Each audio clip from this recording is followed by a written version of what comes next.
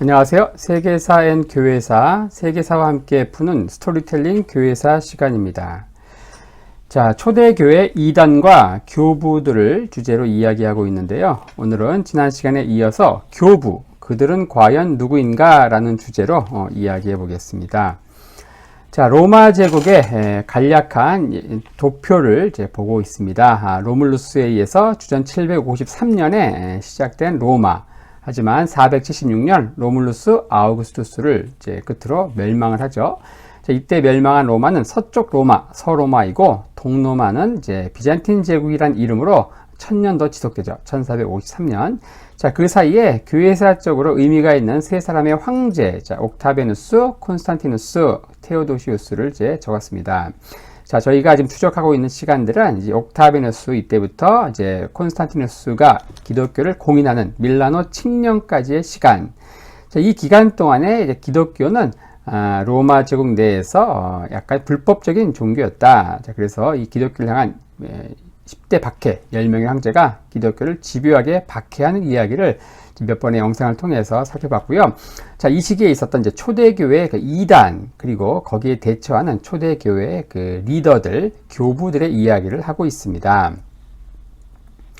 자, 사도, 속사도, 교부, 뭐 이런 용어를 좀 이제 알아야 하는데, 사도는 뭐 잘 알죠. 1세기 당시, 자, 예수님이 공생의 사역을 하실 때 예수님이 부르시고 또 예수님과 함께 사역을 했고 예수님의 십자가, 부활, 승천 사건을 목격했던 사람들이 사도들이다.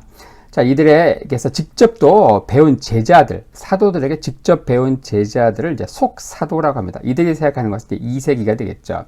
하지만 주님의 재림이 지체가 되면서 어떻게 됩니까?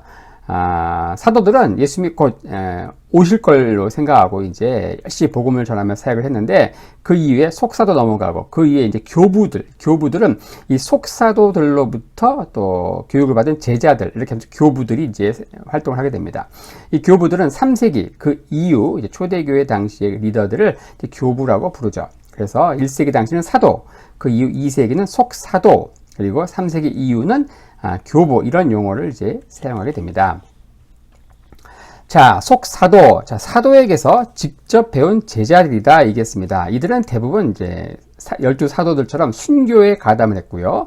이들은 이제 신앙을 위한 어떤 심오하고 사변적인 글들을 남긴 적이 없습니다. 그렇다고 조직 신학으로 불리는 거대한 신학 체계를 발전시킨 것도 아니죠. 그저 상황과 필요에 따라 신앙을 설명하는 역할을 합니다. 이들은 사도들이 갖고 있던 신앙의 어떤 생명력을 후대에 전달해주는 브릿지 역할을 감당합니다.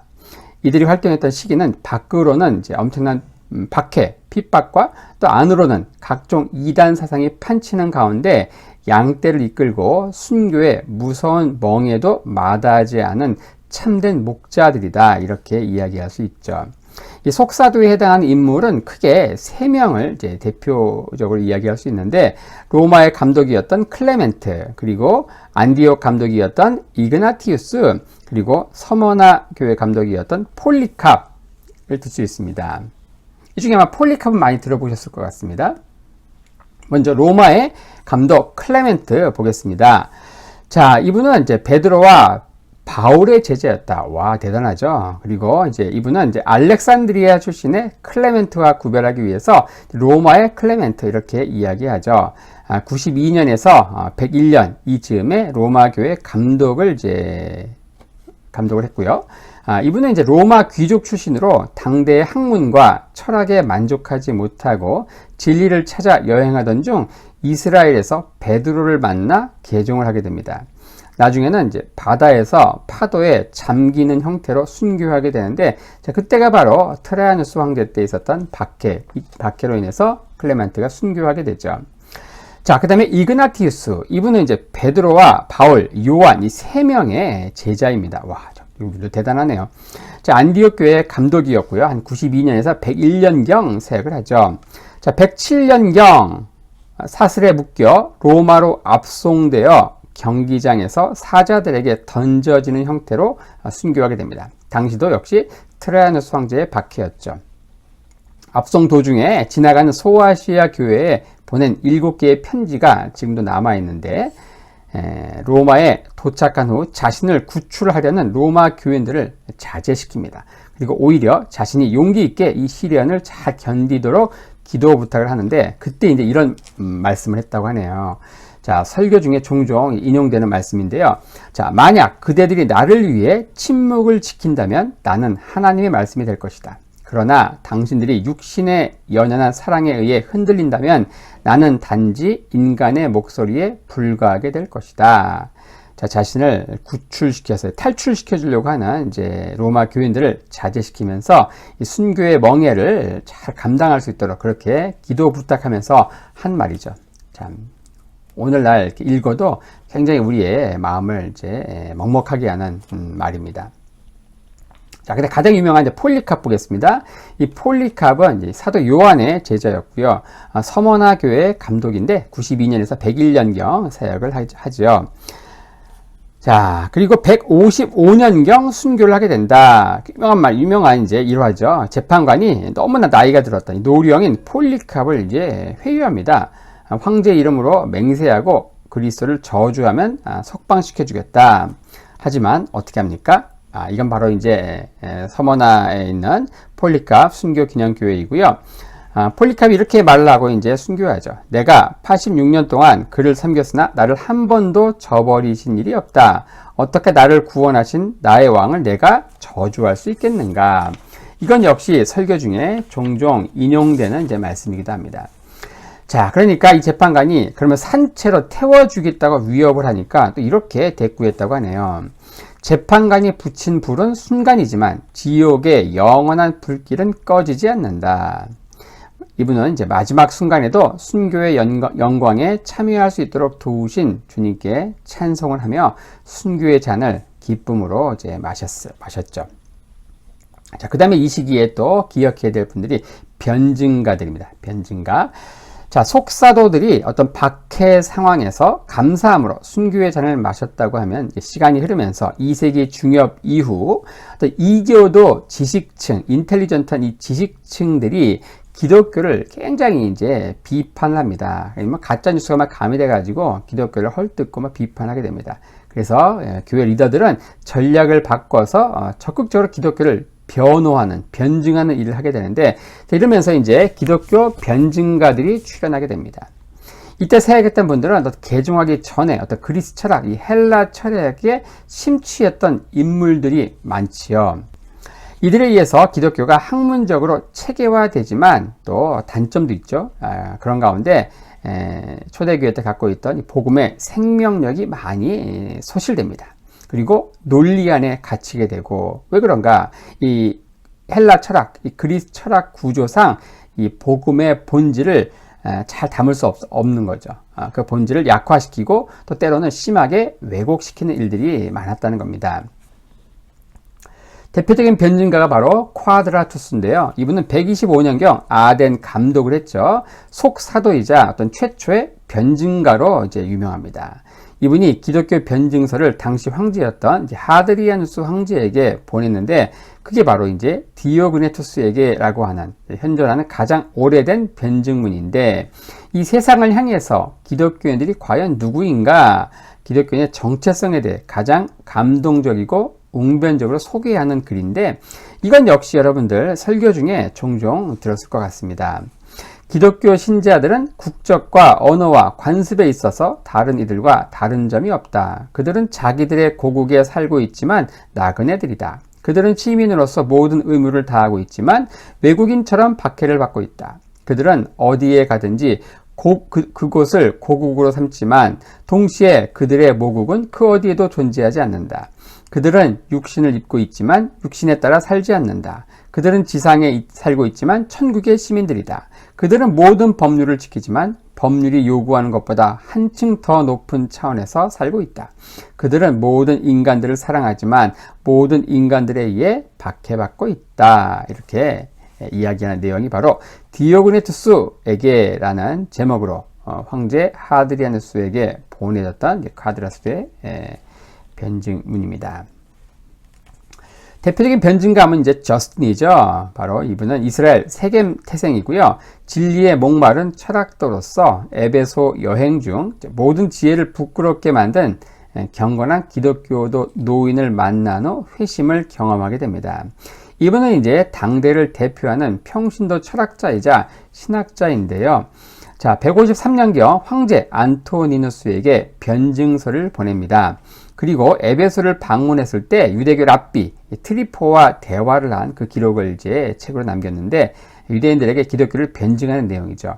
트리포와의 대화라는 또 글을 남겼고, 자, 이분은 기독교가 모든 철학 중에서 가장 참된 철학이다. 어떤 철학의 완성을 이 기독교다. 이런 식으로 변증을 했는데, 자, 이 그리스 철학에서 얘기한 로고스가 바로 말씀이고, 이 말씀이 육신이 되어 오신 예수 그리스도다. 이렇게 이야기를 하죠.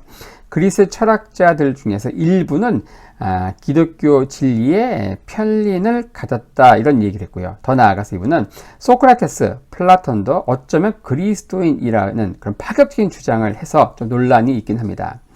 자, 166년경 로마를 두 번째 방문했을 때 순교하게 되는데, 그때가 이제 마르크스 아우렐리우스, 오연지 황제의 마지막 황제죠.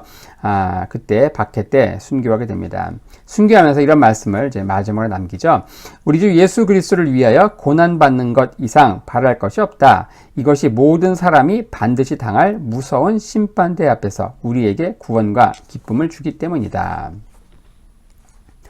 자, 이 시대의 그 교부들이, 자, 사도, 그리고 속사도, 그리고 교부들로 넘어가는 이런 그 당시 교회의 그 초대교회 리더들 명칭에 대해서 이야기했고요.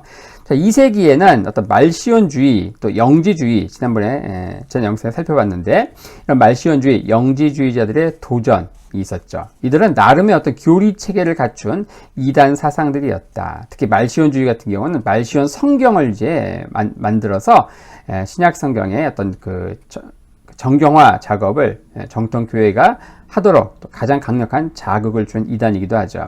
이게 3세기로 넘어오면서 교회도 정통 신학체계 수립의 요구를 이제 받게 된다. 자, 그러면서 이제 이때 사역했던 교부들이 바로 이레니우스, 클레멘트, 오리겐, 그리고 터툴리안, 아마도 한 번씩은 설교 중에 들어보았습니까? 인물들인데, 이분들이 바로 이제 사도, 속사도, 교부, 이렇게 넘어가는 계보에서 3세기쯤 사역을 했던 교부들이다 얘기할 수 있죠. 먼저 리옹 감독이었던 이레니우스부터 보겠습니다. 이분은 130년경 소아시아에서 태어났는데 폴리캅의 제자였습니다. 지금의 프랑스죠. 그 리옹의 감독을 지냈고요.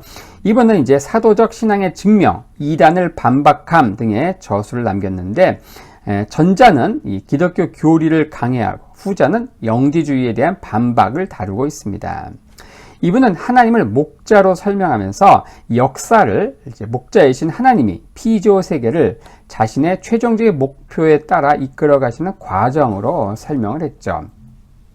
자, 그리고 지금 이집트 그 알렉산드리아의 클레멘트, 우리가 로마 감독이었던 로마의 클레멘트를 살펴봤는데, 자, 이분은 이제 알렉산드리아의 클레멘트입니다. 자, 아테네 출신의 철학자였고요. 개종하기 전에 어떤 미지의 과정을 통해 어린 나이에 회심을 경험하게 되죠. 기독교 진리를 탐구하기 위해 오랜 여행 끝에 알렉산드리아에 정착을 하고, 이분의 스승이 바로 그 유명한 판테누스라고 하는 분입니다.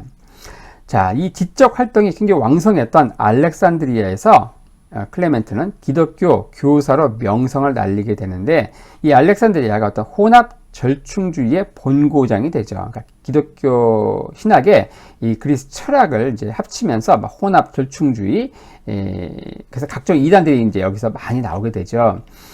이 클레멘트의 또 유명한 제자가 바로 오리겐입니다. 이 오리겐을 거쳐서 나중에는 이제 이 알렉산드리아 학파가 형성이 되죠.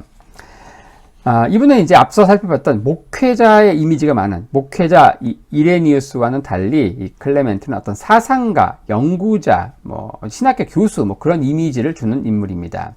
학문 탐구의 목적을 이렇게 설명했죠. 이교도 지성인에게 기독교가 불합리한 미신이 아님을 증명하는 것, 이게 학문 탐구의 목적이었습니다.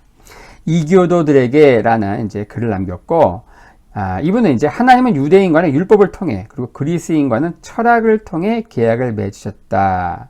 그리고 율법과 철학은 그리스도 안에 있는 궁극적인 진리로 인도하는 역할을 한다. 이렇게 이야기했죠. 그래서 그리스의 철학, 이걸 굉장히 이제 높이 평가를 했던 인물이죠.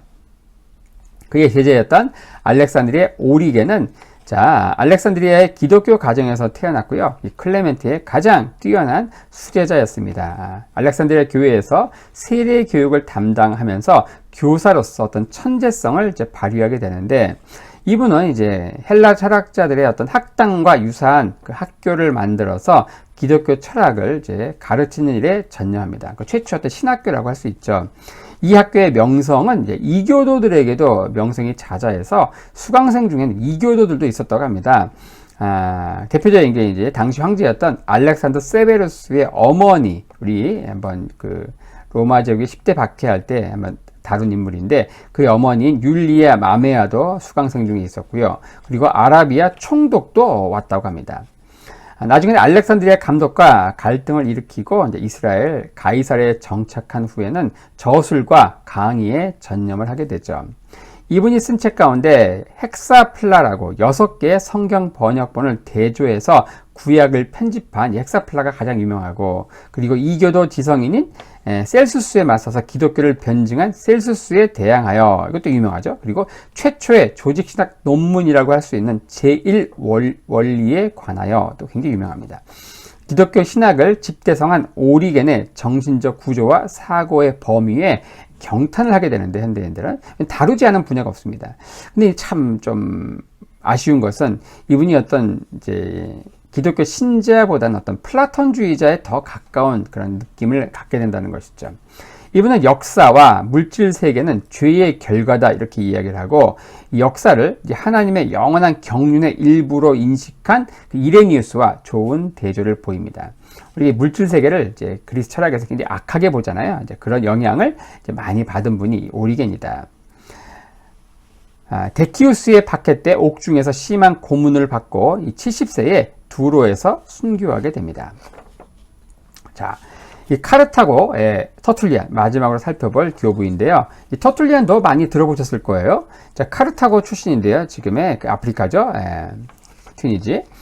라틴어를 사용한 최초의 기독교 철학자였다. 지금까지 살펴본 이제 교회 리더들이 대부분 이제 그러니까 헬라어를 사용하는 이제 동방 신학자들이었다고 하면은, 이분은 이제 라틴어를 사용한 최초의 기독교 신학자였다. 그래서 서방 신학의 창시자로 불립니다. 40세에 로마에서 개종하게 되는데, 이분은 법률가로서 수사학적인 훈련을 받았죠. 그래서 또 변호사의 논증처럼 법률 용어를 사용해가면서 이단을 논박한 것으로 유명합니다. 저술에는 이제 조직적이고 체계적인 지성이 많이 묻어나죠. 영혼의 증언에 관하여 이런 글을 남겼고요.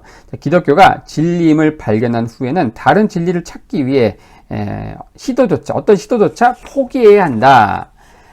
이분이 이렇게 이야기한 것은 당시 이제 모든 이단 사상들이 이 공상에 불과한 헬라 철학의 기초에서 나왔기 때문에 이런 것들을 이제 지적한 것이죠.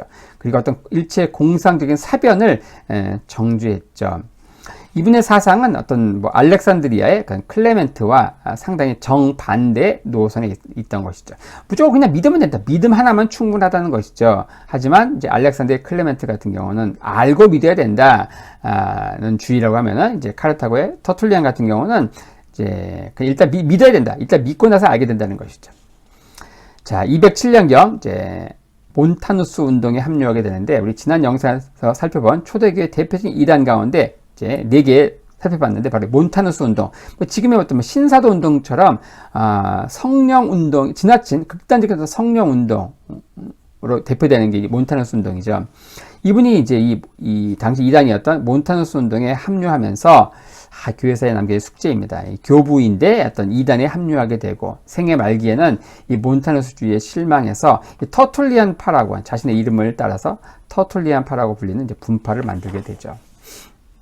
자, 이렇게 하면서 오늘은 초대교회 당시 사역했던 교부들, 교회 리더들, 속사도들을 이제 살펴봤습니다.